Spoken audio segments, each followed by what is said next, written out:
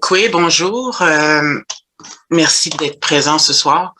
Je me présente, Maya Cousino-Mullen. Je suis de la nation Innu. Donc, on nous retrouve principalement basés sur la côte nord du Québec, le long du fleuve Saint-Laurent. On est environ une douzaine de communautés, autant au Québec qu'au Labrador. On est une des nations les plus populeuses au Québec. On a dernièrement dépassé la nation Kanien'kehá:ka, donc les Mohawks. Et en fait, dans ma présentation, ce dont je vais parler, c'est un peu comment, de par mon existence, ma vie a vraiment été touchée par la colonisation du pays. Parce que au Canada, on pense souvent que cette étape de la colonisation-là est loin, est en arrière de nous, est très loin derrière, donc on peut l'oublier. Mais moi, un exemple, dans mon cas, ma communauté a été sédentarisée en 1950. Donc, c'est quand même pas si loin pour l'époque. Donc, et souvent, la manière que je me présente, c'est avec un poème qu'on retrouve dans mon recueil qui s'appelle « 7 fois ». Donc, je vais vous le présenter. Au premier jour de mon premier souffle, on me baptisa avec un numéro. Au deuxième, on me donna une terre de réserve pour y ensevelir mes premiers rêves. Au troisième, on extirpa dans la douleur la sauvagesse de mon âme. À l'aube du quatrième jour, je laissai espérance, amour-propre et fierté. Étrangère en mes terres, au cinquième acte d'existence, ma chevelure fut sacrifiée, offrande chrétienne. Au sixième, purgé de mes ancêtres, on m'avorta des enseignements de la survivance. Je laissai les mains assoiffées de ma vie s'approprier cette septième fois. Je suis Marie Maya Mullen, matricule 082 00301 01, est un Indien au sens de la loi sur les Indiens, chapitre 47 des lois du Canada. Cette loi-là existe encore d'ailleurs aujourd'hui. Je vais en parler un petit peu. En fait, dans la présentation, je vais toucher un petit peu, c'est ça, l'adoption traditionnelle dont j'ai été impliquée là-dedans. Je vais parler un petit peu de la crise d'Oka, une crise que nous avons eue en 1990. Comment ça a influencé mon adolescence. Dans mon écriture, ben, c'est sûr que c'est ce qui touche la souffrance, ce qui touche le négatif, que je parle parce que c'est une façon pour moi, c'est un exutoire de m'en libérer. Je parle aussi un peu des relations interpersonnelles, les recherches du droit à la sensualité pour la femme autochtone. Parce que comme vous savez, au Canada, nous avons une enquête nationale sur les femmes autochtones assassinées ou disparues. Donc, qui montre comment on est encore instrumentalisé, qu'on doit encore se battre contre les préjugés, contre l'indifférence quand on disparaît. Donc, et comment aussi, en tant que femme aujourd'hui, on se rend compte qu'on peut encore être une cible. Donc ça, c'est un peu pour moi, pas une découverte, mais un choc, on va le dire comme ça. Au Canada, moi je trouve ce qu'on a vécu en tant que peuple autochtone, ça ressemble à un apartheid. Le mot est fort, le mot est gros, mais convient parfaitement à la situation auquel nous vivons. Donc, en 1853, on a eu ce qu'on appelle au Canada la création des réserves, parce que les peuples autochtones, la plupart étaient nomades et se déplaçaient sur le territoire au rythme des saisons selon les besoins. Mais cela dérangeait le développement économique du pays et des provinces.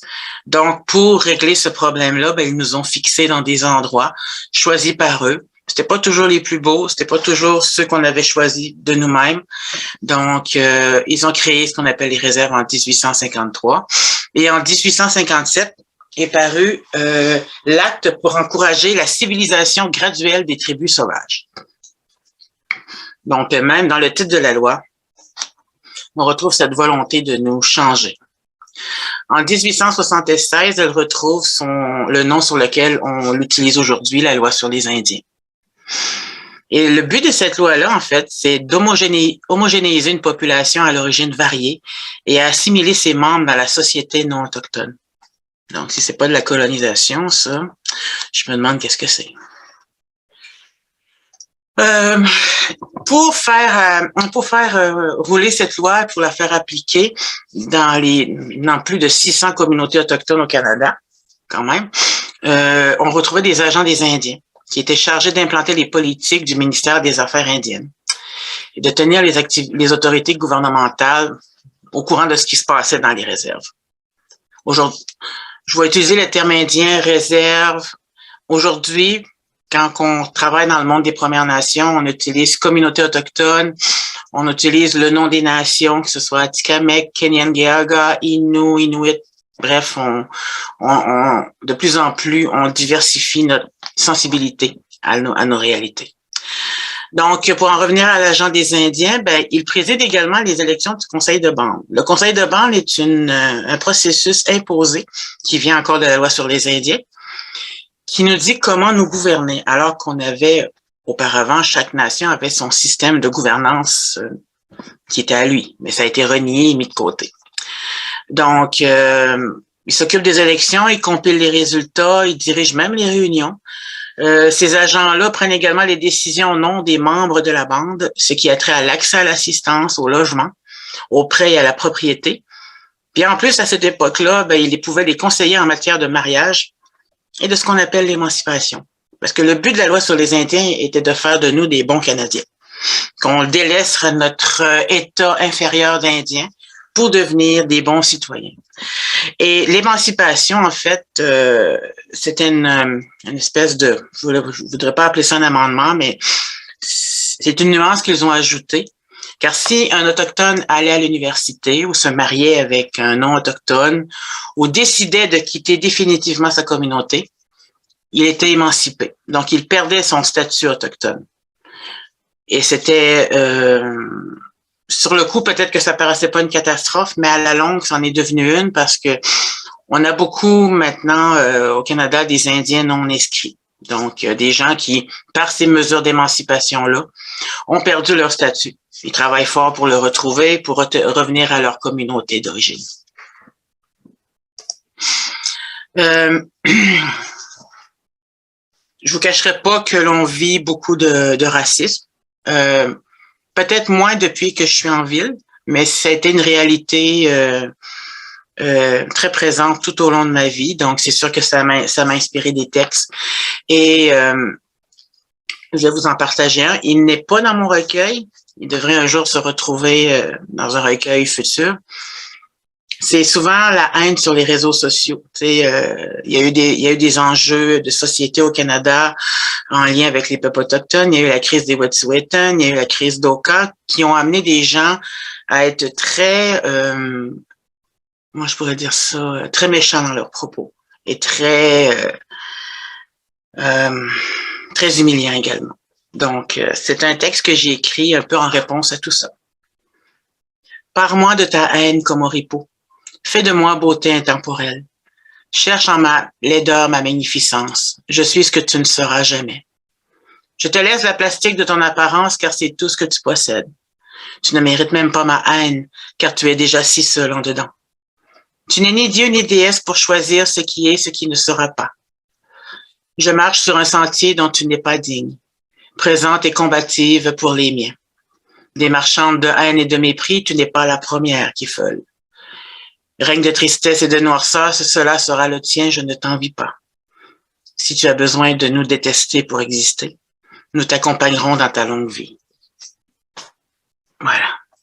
Moi, j'ai été adoptée à un très jeune âge. En fait, je pense que j'avais 8 jours. Ma mère, Innu, qui venait des pensionnats, qui avait été dans les pensionnats autochtones, avait été obligée de se marier avec mon père, Innu.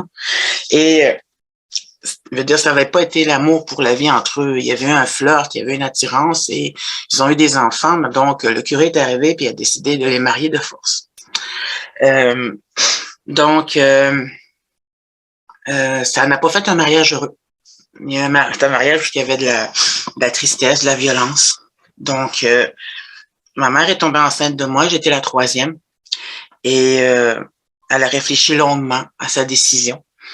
Et Mingan et Quanichit étant une petite communauté Innu, il y avait aussi quelques familles québécoises qui vivaient autour, non loin de la communauté. Et le pourquoi de tout ça, je vais l'expliquer plus tard, mais elle a décidé d'aller voir ma mère québécoise et lui demander si elle pouvait m'adopter. Donc, Je parlais des agents des Indiens tantôt. C'est quelque chose qui va toucher un peu le folklore québécois. Je ne sais pas si vous êtes au courant un peu des chansons du folklore québécois, mais on a un poète ici qui s'appelle Gilles Vigneault et qui a écrit une chanson qui s'appelle Jack Monoloy. Et j'ai appris avec ma mère que ce Jack Monoloy-là était mon grand-père. Il a vraiment existé. Mais ce n'était pas un Indien comme le dit la chanson, c'était un descendant d'immigrants irlandais. C'était le père de ma mère adoptive. Il a été agent des Indiens d'ailleurs à l'époque dans ma communauté, mais c'était un bon agent des Indiens. Il pouvait même lire l'innu, le parler et l'écrire. Et il s'entretenait d'ailleurs avec mon grand-père Innu, qui était chef de la communauté à l'époque, pour discuter, se tenir au courant des nouvelles, mais c'était très positif de ce que je retiens de cette histoire. En réponse au fait que ma mère et mon père ont été dans les pensionnats autochtones et bien des générations aussi y ont été, j'ai écrit un texte. J'avais été voir le film qui s'appelle Indian Horse, ou Cheval indien. Et ça m'avait vraiment fait réagir. C'était un film difficile sur la réalité des pensionnats. C'était vu par un petit garçon. C'est un livre qui est écrit par Richard Wagamese, si jamais vous êtes intéressé à le lire. Et ma réaction a été d'aller écrire ce texte que j'ai écrit en 5 ou 6 minutes suite après avoir visionné le film. Colère biblique, en fait, ça s'appelle. Bouillante de colère fantôme qui possède mon cœur, où je vois cette volonté chrétienne de nous avaler afin de mieux nous vomir. Jamais je ne blanchirai, je suis une femme rouge. Tu as voulu asservir mes peuples, mes enfants seront apostasie. Tiens-toi loin de moi avec tes chapelles. Oublie-moi dans tes prières. Ne me souille pas de tes pensées cloîtrées. Je préfère mourir païenne que de crever bénie. Garde ta Bible, elle me brûle. C'est un poème, quand je le lis en général, qui fait quand même réagir les gens. Ils sentent la force en arrière. Comme si cette colère-là m'habitait toujours, en fait. D'une certaine manière, oui, elle m'habite toujours.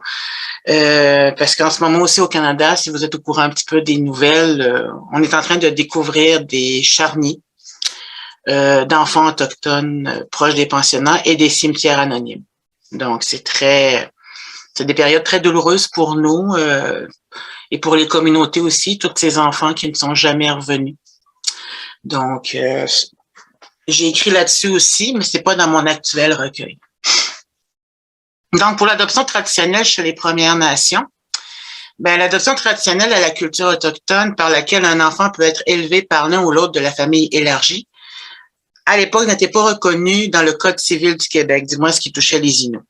Mais pour nous, un enfant peut être élevé par sa grand-mère, et c'est exactement comme s'il avait été élevé par ses parents.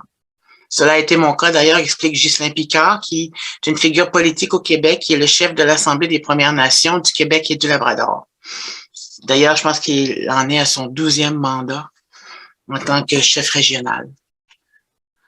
On explique aussi que chez les Autochtones, l'adoption d'enfants par des proches, comme une grand-mère, une tante ou même un ami, c'est une chose courante. D'ailleurs, avant même la colonisation, s'il y avait, disons, un couple qui avait comme beaucoup d'enfants et que, mettons, le frère du papa de ce couple-là pouvait pas avoir d'enfants, il pouvait aller voir son frère puis lui demander s'il pouvait adopter un de ses enfants et c'était accepté, c'était connu, ce n'était pas les traumatismes comme l'on voit aujourd'hui. Ou des grands-parents pouvaient demander aussi d'avoir un des enfants de leurs enfants pour venir leur tenir compagnie.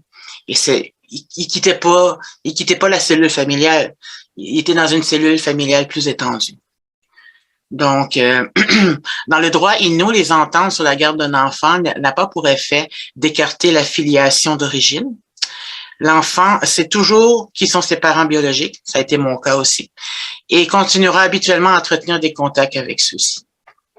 Donc, c'est une belle nuance par rapport à la réalité autochtone versus la réalité québécoise. Parce qu'au Québec, quand un enfant est adopté, c'est caché, on n'a pas accès aux documents, l'enfant est envoyé dans une autre région plus loin, ça va être infernal pour lui de trouver ses parents, ça va être difficile. Tandis que chez nous, c'est un petit peu moins compliqué. du moins. C'est sûr que ça n'empêche pas qu'au Québec puis au Canada, on a eu ce qu'on appelle les 60 Scoops, ou la rafle des années 60, 70, 80, où c'était des adoptions massives d'enfants autochtones au Canada. C'était comme une autre façon de rajouter au pensionnat. C'était les travailleurs sociaux qui allaient dans les communautés, disaient, ah, les enfants qui sortaient des pensionnats, du moins ceux qui ont survécu, sortaient de là, ils ne savaient plus leur langue, ils étaient complètement désynchronisés par rapport à leur communauté. Ils n'avaient pas appris à être parents. Donc, quand ils devenaient parents, ça faisait des milieux blessés, toxiques, non guéris. Donc, ça créait une excellente occasion pour les travailleurs sociaux et les gens de la protection de la jeunesse pour venir dans les communautés et dire, ah, cet enfant-là serait mieux dans une famille blanche, ailleurs. Il va avoir une meilleure chance que s'il reste ici avec toi. Donc, il y a eu beaucoup de ces enfants-là qui ont été mis en adoption sans l'accord des parents. On retrouve de ces enfants-là en Allemagne, en France, aux États-Unis, ailleurs au Canada, en Suisse même. Donc, ça fait des enfants qui, sans vouloir dire qu'ils ont une conscience différente d'eux-mêmes, en lien avec si on compare avec les autres enfants adoptés, de ce que j'en comprends, l'origine autochtone est souvent là, ou même il est arrivé des causes que la famille a caché à l'enfant qu'il était d'origine autochtone, l'a fait passer justement pour un Espagnol, Mexicain. Justement, il y a l'histoire d'une famille. Donc, je considère que je fais partie des 60 Scoops, pas dans le sens que j'ai été enlevée de force, mais dans le sens que j'ai malheureusement perdu ma culture et en grande partie ma langue. Parce que à l'époque, ma communauté n'était pas guérie comme elle l'est maintenant. Ils ne comprenaient pas mon adoption, la rejetaient. Donc, j'étais pas acceptée autant du côté Innu que du côté blanc.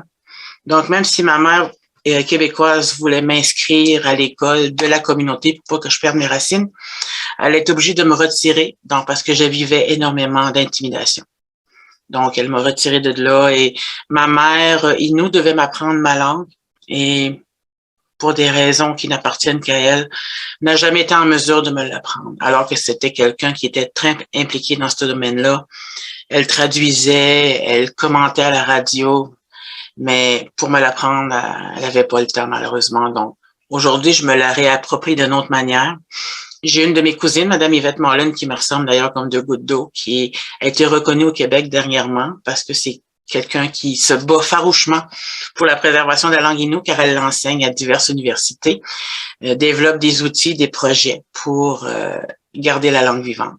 Donc, moi, la manière que je le fais, c'est en l'intégrant dans ma poésie, en écoutant de la musique. Quand je vais dans ma communauté, je suis capable de comprendre ce que les gens disent en général, tu sais, sans peut-être aller dans les nuances, mais c'est ça. Et je suis capable de le lire. Les gens disent qu'en général, je le lis assez bien avec les intonations qu'il faut. Outre tout ça, je voulais parler aussi de l'instrumentalisation de la femme autochtone en tant que qu'objet sexuel ou les préjugés qu'on peut apporter. Souvent, on entend qu'on est des alcooliques, des filles faciles, des moins que rien. Donc, on peut le ressentir encore aujourd'hui. Et moi, j'ai écrit un poème là-dessus par rapport à ça, parce qu'avant, on s'attendait bien. Mais là, qu'est-ce qui s'est passé? Je ne sais pas. Donc, le poème s'appelle « Dis-moi ». Qui cherches-tu dans nos étreintes, cette femme au sang libertaire qui t'a ouvert sa couche et son âme? Lors des premiers contacts avant la noirceur de la colonisation. Serais-tu ce coureur des bois, amoureux de sa Minashquest, qui l'a retrouvé après tant de vie? L'amande de mes yeux, pénombre prometteuse. La finesse de ma peau, pierre lisse des eaux douces. Cette chevelure, cet ornement où tu aimes te perdre. Cherches-tu à redevenir ce mâle alpha, protecteur du territoire? Pourquoi la distance? Tu te caches de moi? Tu me traites de squat? Raconte-moi ce chapitre où je suis devenue une 6-1. Chante cette légende où j'ai perdu mon humanité. où j'ai gagné une indianité.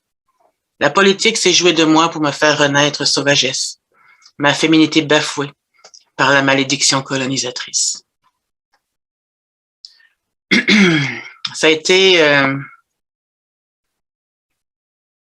réveil brutal quand ils ont commencé à parler des cas des femmes autochtones assassinées ou disparues. Pendant un long moment, je n'avais pas conscience de cette réalité-là. Et quand ils ont commencé à le documenter, à faire des reportages, à aller chercher des témoignages, ça a vraiment frappé fort. Et ça a été dur d'entendre tout ça et d'être obligé de se voir de cette façon-là. Je comprends maintenant quand ma mère adoptive m'a eu dans sa famille, elle était consciente que je partais 2 couches en dessous. Je partais en tant que femme et femme Innu, donc femme autochtone. Donc, dans sa manière de m'élever, de me donner des outils, elle s'est toujours arrangée à ce que je sois quand même, que je reste combative, que je me fasse pas écraser par ce qui se passe dans la société à ces époques-là. Les inspirations. Quand j'ai commencé à écrire, c'était vers l'âge de 14 ans, j'étais au secondaire et on n'avait pas autant, même très peu, de livres écrits par des auteurs autochtones. Même des artistes qui chantent, il n'y avait pas tant que ça. En fait, il y avait un groupe qui commençait à émerger. C'est un groupe qu'on appelle Cachetine, qui est de ma nation d'ailleurs, et composé de Florent Volant et de Claude McKenzie. C'était vers l'adolescence, à l'époque où justement on commence à s'imprégner des inspirations, des exemples qui vont nous aider à devenir tranquillement un adulte. Et ce groupe-là commençait à émerger, il avait même un succès, même en Europe, jouait beaucoup dans les radios québécoises, mais par la force des choses, parce que quand la crise d'Oka a éclaté en 1990, en fait, c'est un grand conflit qu'il y a eu au Québec entre la nation Kanien'kehá:ka, les Mohawks, et le gouvernement du Québec. C'est la communauté de Kanesatake, qui est à côté de la municipalité d'Oka, au Québec, dans l'ouest, au nord-ouest de Montréal. Et cette petite communauté, cette communauté-là avait un cimetière traditionnel, où leur monde était enterré.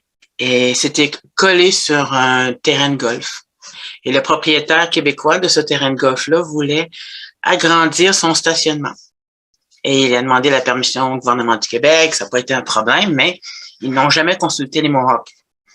Et imaginez, si on ferait ça à un cimetière québécois, ça serait le scandale. Ça serait dans les médias, ça serait la honte. Et aller bulldozer des tombes, faut le faire. Donc, ils tenaient pas compte du refus des Mohawks parce que justement, ils allaient bulldozer avec leur tracteur dans le cimetière traditionnel. On voit encore les pierres tombales et tout, donc c'est vraiment un sacrilège. Donc, les femmes Mohawks ont refusé. Elles ont été se placer Oui, c'est exactement la crise d'Oka ou résistance de Kanesatake. Il y a 2 très bons documentaires sur le site de l'ONF que vous pouvez regarder, qui s'appelle c'est Oka 270 ans de résistance et Pluie de pierre à Whiskey Ranch. Donc, quand ce conflit-là a commencé, ça a duré 78 jours. Il y a eu des barricades. Les Mohawks ont bloqué l'accès au cimetière, ils ont bloqué l'accès aux gens, puis la SQ est venue, la Sûreté du Québec est venue. Il y a eu un affrontement avec des armes entre les Mohawks et la Sûreté du Québec, parce qu'il y avait des warriors qui s'étaient joints au conflit, et ces gens-là étaient armés. Donc, il y a un monsieur qui est décédé, un policier qui est décédé. Et on a naturellement accusé les Mohawks, mais le problème, ce que j'ai compris dans toutes les recherches et les investigations, le caporal Lemay qui est décédé avait reçu la balle en arrière. Donc, on sait pas encore qui l'a assassiné. Donc, on a fait grand cas de ce décès-là, mais on n'a jamais pris en compte le décès qu'il y a eu du côté des Mohawks. On n'en a jamais parlé parce qu'il y a eu un événement très triste qui a eu lieu parce qu'il y avait la communauté de Kahnawake qui s'était jointe et la communauté de Kahnawake s'était joint. Kanesatake, c'était la communauté où originait le conflit. Kahnawake, eux, avaient bloqué un pont qui s'appelle le pont Mercier. Et à un moment donné, ils avaient entendu parler parce que l'armée s'est jointe au conflit. Le gouvernement a appelé l'armée canadienne. Et ils ont commencé à entendre des rumeurs comme de quoi que l'armée voulait descendre sur Kahnawake pour supposément capturer les Mohawks qui étaient là. Donc, ça a fait peur aux gens parce qu'il y avait des citoyens, des civils, il y avait des femmes, des enfants, des aînés qui ne voulaient pas être pris dans ces tirs croisés. Donc, ils ont embarqué dans leur voiture, puis ils ont commencé à évacuer la communauté. Sauf qu'ils devaient passer par le pont Mercier et ça s'est su par la population québécoise du coin, là, notamment Châteauguay, ces places-là. Et quand ils sont passés sur le pont, là, le convoi là, de grands-mères, de femmes et d'enfants, l'armée était là qui les a fait attendre une éternité, à fouiller la voiture pour supposément des armes ou peut-être qu'ils pensaient qu'ils voulaient cacher des guerriers Mohawks dans le coffre. Et quand ils les ont laissés après des heures et des heures d'attente sur le pont, il y avait une foule qui était ramassée autour, à la fin du pont, qui les attendait, qui avait des propos très, très racistes, très violents. C'est que les gens, les Québécois qui étaient là, en colère, ont commencé à bombarder le convoi avec des roches, avec des briques, avec des débris, avec n'importe quoi, là. Et ça a pété des vitres. Il y a un monsieur, un aîné Mohawk, qui a reçu une grosse roche sur sa poitrine, une roche facilement grosse de même, là. Et il a été tellement choqué, tellement traumatisé quand il l'a emmené à l'hôpital que le lendemain, il en est mort, en fait. Je pense qu'il a fait comme une crise du cœur, quelque chose de même. Puis aussi, ben, les événements l'avaient vraiment, vraiment choqué, tu sais, de voir autant de haine dans ton propre pays, tu sais. Donc, ça avait été un événement malheureux. Donc, à cette époque-là, justement, la musique de Kashtin jouait.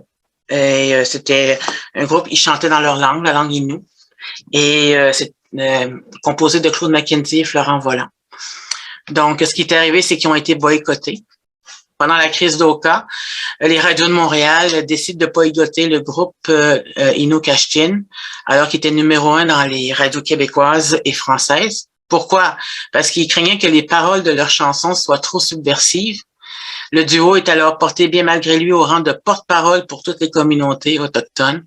Pourtant, leurs textes, qui étaient non politisés, prônaient le rassemblement, l'amour et la célébration de leur culture. Donc, leur popularité a descendu vraiment beaucoup, à un point tel qu'à un moment donné, ils se sont séparés et chacun a fait son chemin.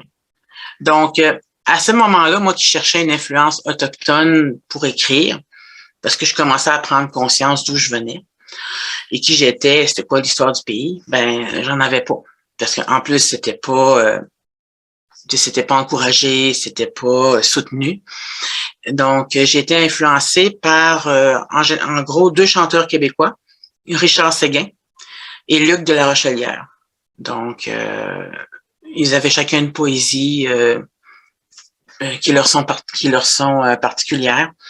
Un regard sur l'humanité, un regard sur la réalité dans laquelle on vit, qui venait beaucoup me parler, me chercher. Donc, en écoutant leurs chansons, leurs albums, puis aussi, j'étais quelqu'un qui lisait énormément à un âge très jeune. Ben, cela a influencé mon écriture. Excusez-moi.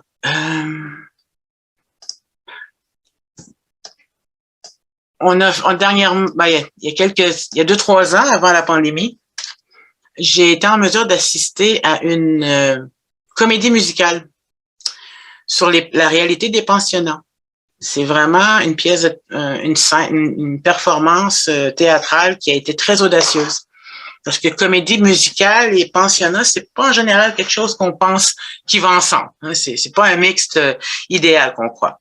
Mais j'ai été voir ça s'appelait Children of God, et j'ai vraiment été secouée,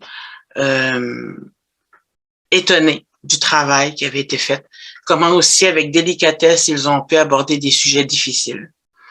Il y avait justement l'histoire se passait dans un pensionnat, il y avait curé, des sœurs, les comédiens jouaient aussi des enfants, des jeunes filles, des jeunes hommes qui allaient au pensionnat. Et ça m'a rappelé ce qui se passe avec ma mère, donc j'ai écrit un texte qui s'appelle Children of God. Hantée par les fantômes des âmes non cédées, elles dansent autour de moi enfin sereines. Chanter leur tourment, leur rage, ou isolées d'une Uchimite, elles se languissent. Rêve Poamoun bien fragile comme ma force, où je les vois présents et immatériels. Avec nous dans la salle des enfants de Dieu, alors que le cercle se retisse, délicat. Neka, tu étais là, libre de la colonisation. Légère, apaisée, ainsi tu me manques.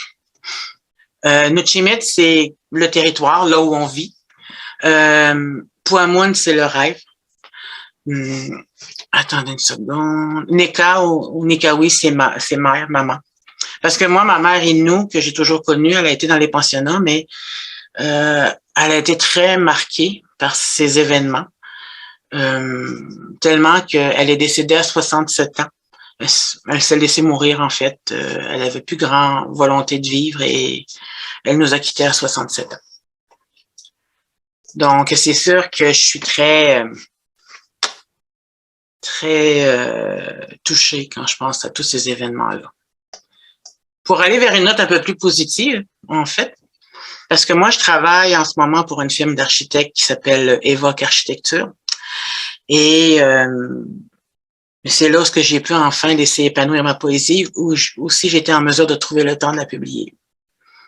Et on observe les gens, puis souvent les artistes ont des muses, c'est des gens, des choses, des événements qui nous inspirent et qui nous font écrire sur ce sujet-là. Donc le texte que je vais vous lire touche justement une muse. Ça s'appelle Taku Hupanu, qui va dire il revient. Enfant du Nord furtif, énigmatique, silencieux, cultivant son mystère au souffle du Chiwetan, cherchant dans les volutes de sauge la rédemption libératrice. Marche comme tu caresses ce territoire, habité du respect des rites anciens, avec le don de sculpter le vide de l'espace pour ces peuples oubliés du temps. Est-ce une vie ancienne qui te hante dans ta quête de beauté frissonnante? Continue sur le sentier des secrets territoriaux, mu par le sentiment d'urgence. Tel le saumon bercé par l'appel des origines, appelé par l'instinct des finalités, par-delà le temps et les frontières immatérielles, reviens à la rivière du cercle de tes ancêtres. Nemoshum t'attend afin d'accueillir tes récits. Nukum t'espère, toi son fils rebelle. Nukum, c'est grand-mère. Nemoshum, c'est grand-père. Chiwetin, c'est le vent du nord. Donc voilà, j'ai terminé ma présentation. Si vous avez des questions, bien à vous. Merci infiniment. Nous sommes extrêmement heureux et honorés de vous avoir entendu. C'est pour nous un immense plaisir d'avoir l'occasion de vous accueillir dans le cadre de cette chère Margaret Atwood Gabrielle Roy, d'autant plus que si la chaire porte le nom de deux grandes autrices canadiennes, nous sommes tout à fait conscients et conscientes de l'importance des voix autochtones et nous sommes ravis depuis un moment de découvrir justement toutes ces expériences dont vous nous avez parlé, dont vous parlez dans votre poésie et qui trouvent un écho aussi dans la culture mexicaine. Nous pensons que vos paroles, vos contributions, votre parole poétique et votre parole en quelque part politique aussi est une parole importante et précieuse pour nous et nous sommes vraiment très très contents d'avoir pu vous accueillir. Désormais, avant de passer à un dialogue plus libre, j'aimerais que nos étudiants puissent poser éventuellement en les ajustant les quelques questions que nous avions préparées et autour desquelles vous avez eu l'amabilité aussi de construire une bonne partie de votre intervention pour connaître un tout petit peu plus à fond votre œuvre, votre vie et par là aussi ouvrir une petite fenêtre sur ce monde fascinant qui est le vôtre. Bruno, je te cède la parole. Bon, tout d'abord, merci beaucoup Maya pour la présentation. très informatif et c'est très bien. Donc, étant donné que vous avez commencé à écrire très très jeune, nous voulons vous demander pourquoi est-ce que vous avez fait le choix de la poésie comme moyen d'expression? Est-ce que la poésie est pour vous le moyen de vous adresser à un public donné ou elle est plutôt un exercice intime pour affronter la vie? C'est les deux, en fait. C'est les deux précisions que tu viens de donner. La poésie est un médium non intrusif qui permet de commencer un dialogue avec les gens.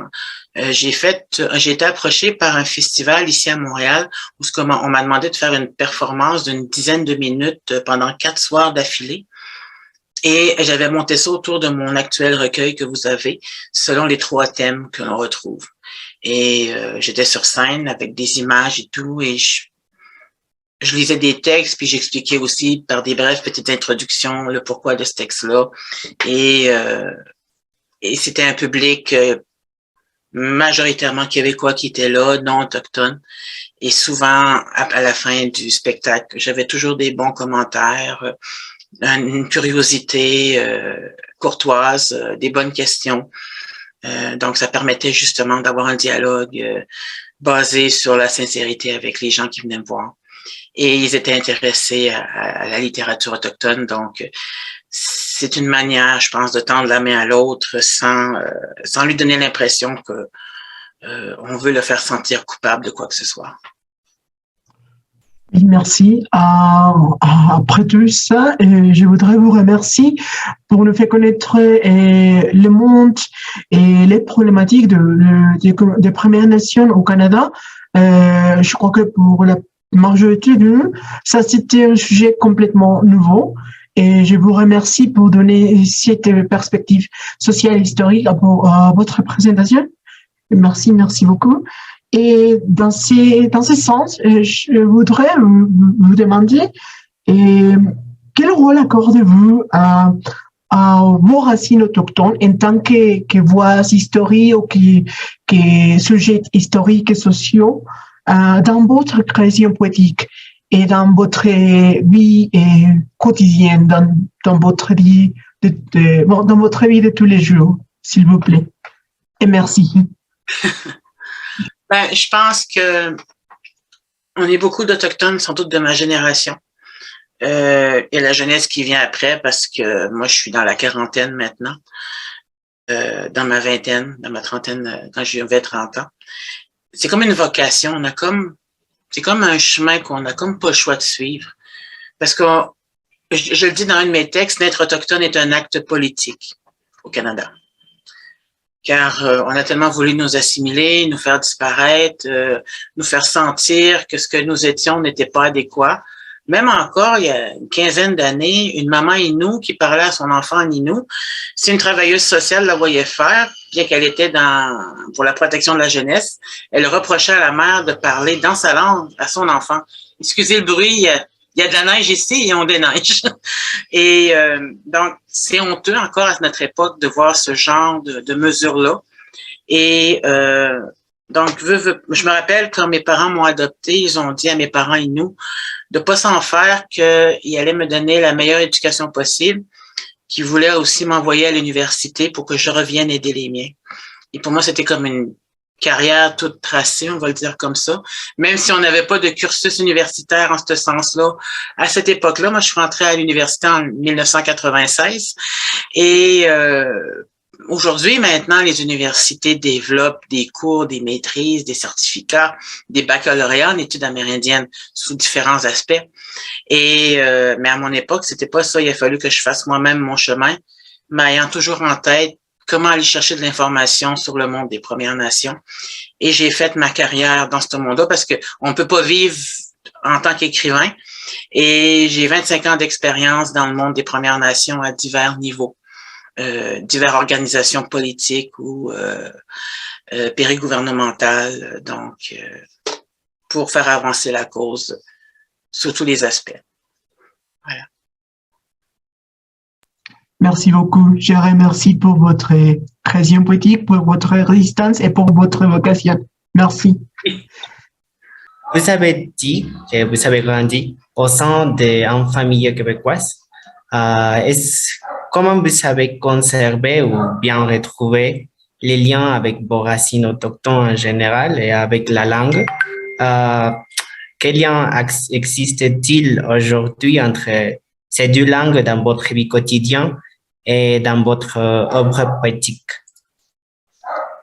Ben, en fait, mes racines, mes parents québécois m'ont toujours encouragé à garder un lien avec ma communauté, avec ma nation. Ma mère québécoise m'emmenait voir mes grands-mères Inuits dans la communauté. Je devais y aller, j'avais pas le choix. Et je la remercie aujourd'hui parce que je suis bien contente d'avoir connu mes deux grands-mères. Et elles étaient bien contentes aussi de me voir, même si on parlait pas la langue, on se comprenait pas. On avait une traductrice qui nous aidait. Par la suite, pendant un certain nombre d'années, j'ai rompu avec mes racines parce que j'avais vécu beaucoup d'intimidation et c'est quelque chose qui me faisait mal jusqu'à temps que j'arrive à l'université et que je trouve l'intérêt d'y retourner, de les mettre en valeur, de m'impliquer. Parce que c'est quand j'étais à l'Université Laval que j'ai créé une association étudiante autochtone avec d'autres autochtones à l'époque. D'ailleurs, elle fonctionne encore, cette association-là. Et je me suis impliquée aussi avec l'Assemblée des Premières Nations Québec-Labrador. On a créé un conseil des jeunes des Premières Nations au Québec. Et c'est une façon pour moi de conserver un lien avec mes racines. Je me sentais pas Innu spécialement à ce moment-là. Je me sentais comme plus Première Nation en général parce que j'adorais être en lien avec des jeunes des autres communautés, des autres nations. C'était un plaisir pour moi de collaborer avec eux. Et comment je me réapproprie ma langue, ben c'est dans ma poésie. J'ai appelé un de mes chats Wishtu parce que ça veut dire elle porte une moustache parce qu'elle a la couleur du siamois, mais elle a une petite moustache blanche. Son poil est de cette couleur-là sur un fond brun, donc ça fait comme si elle avait une petite moustache. Et j'ai trouvé un mot en Innu qui veut dire ça et qui a le son ou, parce qu'on dit que les chats répondent à leur nom quand il y a le son ou en général, parce que c'est pour ça que j'ai mis nous, Sao, Filou et Wishtu. Et entre autres, dans ma poésie et même j'ai écrit des nouvelles aussi, donc je leur donne des noms que l'on retrouve chez les Inuits. Donc, c'est une façon pour moi de me réapproprier ça tranquillement, à mon rythme. Et j'y retrouve une certaine satisfaction quand je fais ça. Voilà. Merci pour partager avec nous votre expérience et vos douleurs aussi. C'est très important. En écoutant aussi votre histoire, il y a des conséquences systématiques qui vous affectent en tant que femme Innu.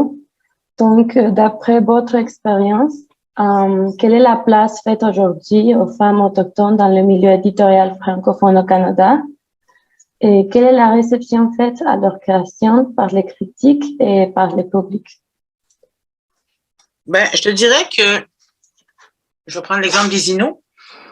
Les hommes font de la peinture, ils peignent, et les femmes écrivent. Il y a beaucoup de femmes Inuits qui écrivent. Joséphine Bacon, Naomi Fontaine, Rita Mestokosho, pour ne nommer que ceux-là, qui ont une grande place dans la littérature autochtone au Québec. Donc, je sais pas si c'est culturel ou si on fait une recherche, qu'est-ce qu'on trouverait comme raison, mais ça serait intéressant. Parce qu'il y a beaucoup aussi de peintres Inuits. On a Ernest Dominique qui peint. Il y avait Minutan, son nom d'artiste était Minutan, mais il est décédé, ça fait longtemps, mais qui était un peintre également. On a Anatole Saint-Onge de Pessamit qui peint, qui est connu aussi. Donc, c'est curieux de voir justement. Il y a quelques hommes qui commencent à écrire aussi, donc tranquillement. On a une belle place, on commence de plus en plus à être bien reconnu, à être invité, même des fois on reçoit tellement d'invitations depuis quelques années que il faut commencer à dire non. Mais en même temps, moi de mon bord, comment je vois ça, c'est que si on a choisi de manière inconsciente d'être un ambassadeur de bonne volonté pour notre nation, ben, il faut accepter de faire ces rencontres-là, de faire de notre métier d'écrivaine un travail. Pour moi, c'est un travail parce que j'y donne le sérieux que l'on doit y donner. C'est autant d'être à l'heure, d'être présente, d'être préparée. Pour moi, être artiste, ce n'est pas être une diva, mais c'est d'être présent à 100% parce que c'est une opportunité qu'on nous donne pour passer des messages importants, pour créer des liens, puis aller vers l'autre. Ouais. Merci. Premièrement, pour votre partage avec nous, je crois que nous sommes tous très contents avec votre présence. Et bon, ma question, je crois que et à partir de votre présentation, nous avons vu beaucoup de moyens de résistance, mais en général, vous considérez votre poésie comme une expression de la littérature engagée, et si c'est le cas, en quoi consiste cet engagement? Pardon. Oui. Ben, oui, c'est de la littérature engagée, parce que j'écris en réaction à un événement, à quelque chose que je vois dans les médias, une situation d'injustice, une situation qui touche les Premières Nations, que ce soit l'itinérance, vivre en ville, être une femme autochtone, être un enfant des pensionnats. Donc, veux pas, ça touche des sujets très politisés, très sensibles au pays. Et c'est quelque chose chez moi qui est viscéral, en fait. Donc, mais il m'arrive d'écrire aussi sur des sujets légers, plus positifs. Il m'arrive d'en faire. Mais je dis souvent que je préfère écrire ma tristesse et vivre ma joie. Donc, c'est ce que ça donne. D'ailleurs, mon deuxième recueil va paraître en avril. Il va s'appeler Enfant du lichen. Et j'aurais bien aimé qu'il soit un peu plus doux lui aussi. Il y a un peu de douceur dedans, mais il a été écrit pendant la crise des Wet'suwet'en. Donc, la crise ferroviaire qu'il y a eu au Canada avant la pandémie. Donc, parce qu'on a vu quand même des choses assez étonnantes de la part des corps policiers. Donc, une certaine colère là-dedans. Et je parle aussi du territoire. Je parle de l'attachement au territoire. Je crois aussi que je touche les liens entre autochtones et non autochtones. Donc, veux pas, oui, ce sont tous des sujets qu'on pourrait dire engagés. Merci. Bon, entre langue française et langue autochtone, dans la littérature des Premières Nations, à partir de la notion de langue en portage, cette notion est-elle répandue parmi les autrices autochtones? OK, c'est bon. Moi, naturellement, j'écris en français parce que j'ai été élevée en français. Mes premières influences littéraires étaient francophones. Comme je le disais plus tôt, j'ai appris à lire très jeune. Mes parents m'encourageaient beaucoup à la lecture parce que j'étais rejetée des deux mondes. Les Blancs m'aimaient pas parce que j'étais Innu. Les Inuits, à l'époque de ma communauté, m'acceptaient pas parce que j'étais adoptée par des Blancs. Donc, ça a créé un monde assez seul pendant un certain temps. Et mes parents avaient une grande librairie chez eux, une grande bibliothèque. Et ils m'ont encouragé à lire donc mes premiers livres après avoir passé les insipides de Walt Disney. C'était des livres de contes classiques. Par la suite, c'était les Comtesses de Ségur. Et mes parents avaient également aussi des livres sur l'histoire, la Mésopotamie, l'Égypte, l'Europe, la France, l'Italie. Des livres aussi, ce qu'on appelait les grands de tous les temps, donc le roi Louis XIV, Mazarin, les peintres comme Goya, Velázquez. Donc, c'est des noms que j'ai appris bien avant de connaître les noms des artistes autochtones, mais qui m'a amené à une culture plus européenne quand j'étais jeune. Et par la suite, ça m'avait préparé, je crois, pour mon intérêt à la culture autochtone et m'ouvrir à sa grande diversité. Et on remarque, par exemple, que chez certaines écrivaines autochtones, notamment Joséphine Bacon, elle a un poème en Innu, elle a un poème en français. Rita Mesokosho écrit dans les deux langues. Il y en a qui ont repris le livre de Anne Antang Kapesh, qui était d'ailleurs écrit en Innu et écrit en français. et ont travaillé la traduction, retravaillé la traduction du livre, l'ont revisité. D'ailleurs, c'est des jeunes auteurs Innu comme Naomi Fontaine qui a travaillé là-dessus.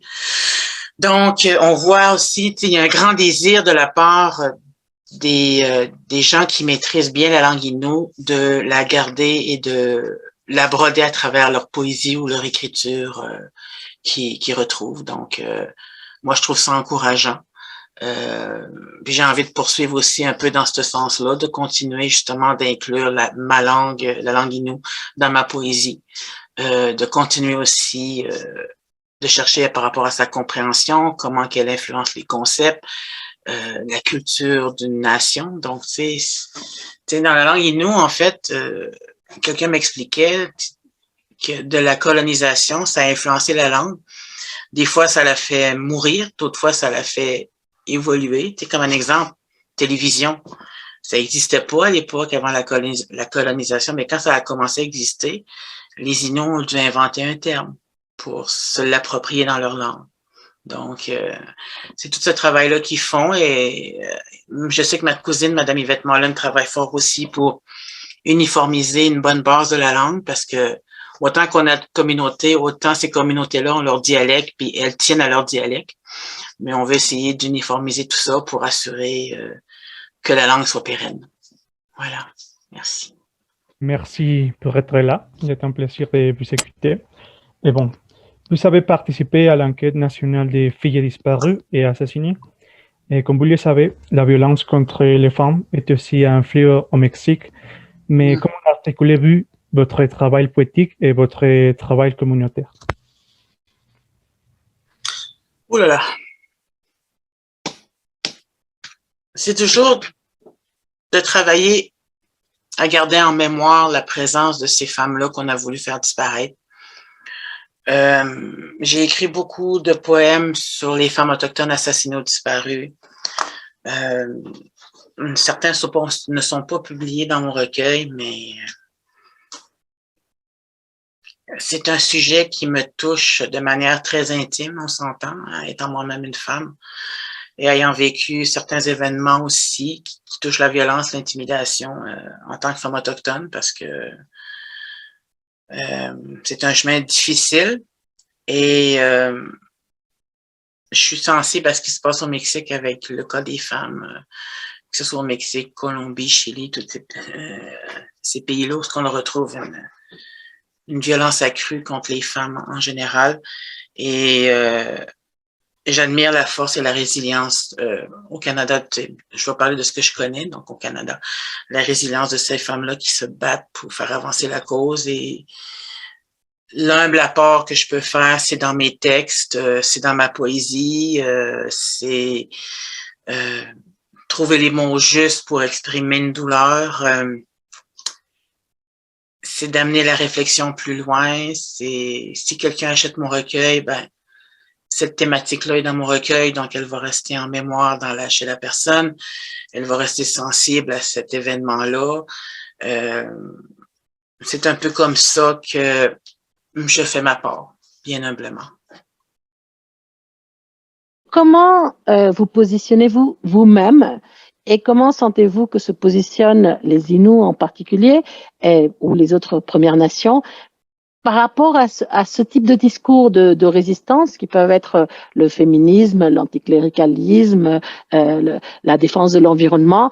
Est-ce que, parce que je sens qu'il peut y avoir une tension par rapport aux discours occidentaux qui portent sur ces questions-là et le discours qui peut émaner d'une expérience Innu. Alors, quel est le rapport que vous pouvez établir par rapport à votre propre position qui est engagée, comme vous l'avez dit, et ces autres prises de position qui peuvent sembler plus occidentales, mais je ne sais pas si c'est le cas.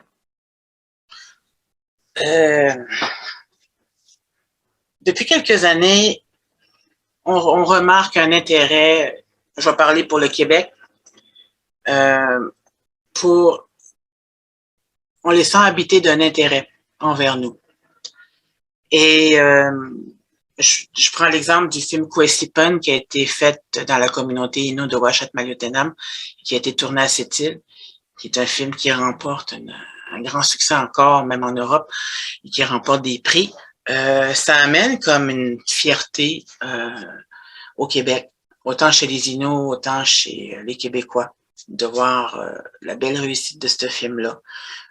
C'est sûr qu'il y a des gens qui vont toujours rester comme chacun de leur côté du fossé sans jamais vouloir faire un pas vers l'autre. Mais de plus en plus, il y a des gens qui décident de venir vers nous, de tendre la main, de s'intéresser à ce qu'on est. D'ailleurs, mon recueil de poésie est étudié dans des cégeps, dans des universités, un peu partout. Donc, c'est pas uniquement chez les Autochtones. D'ailleurs, les gens qui achètent mon recueil, c'est beaucoup des non-autochtones. Et donc, on sent un désir de se comprendre, en fait. Et les gens sont aussi surpris, les non-autochtones sont aussi surpris de découvrir des chapitres cachés de l'histoire et ça les fait beaucoup réagir.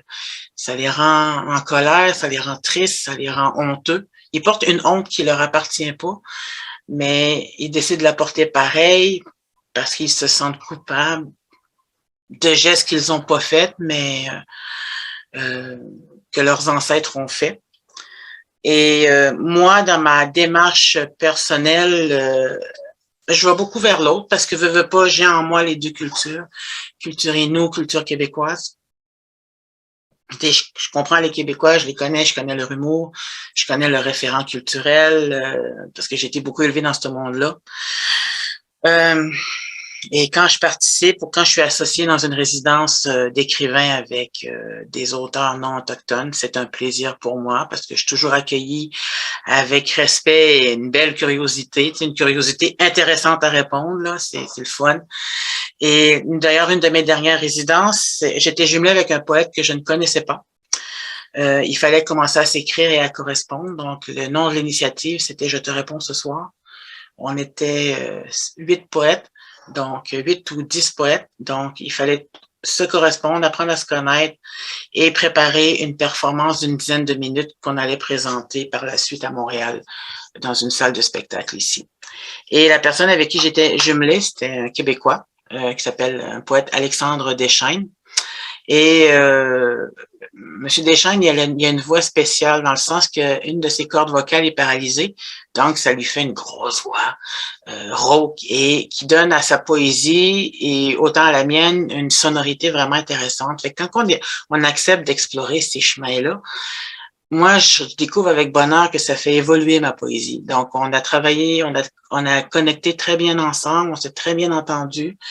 Et on a fait beaucoup un travail d'écriture qui parle un peu, qui touche ce désir d'aller vers l'autre, mais timide, on ne sait pas trop comment aborder l'autre, cette curiosité aussi, ce respect, des fois maladroit, que peuvent avoir les non-autochtones envers les représentants des Premières Nations.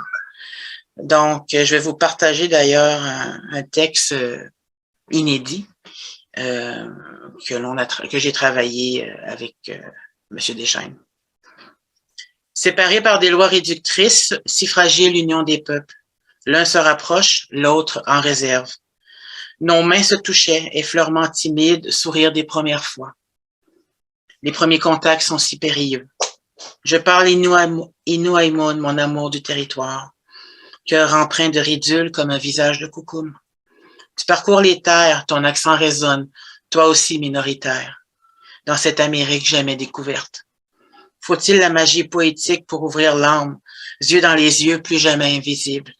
Se confier à l'oralité pour l'union de nos récits. Je dépose ici tendrement mes rêves d'alliance. On ne t'appellera plus un blanc. Voilà.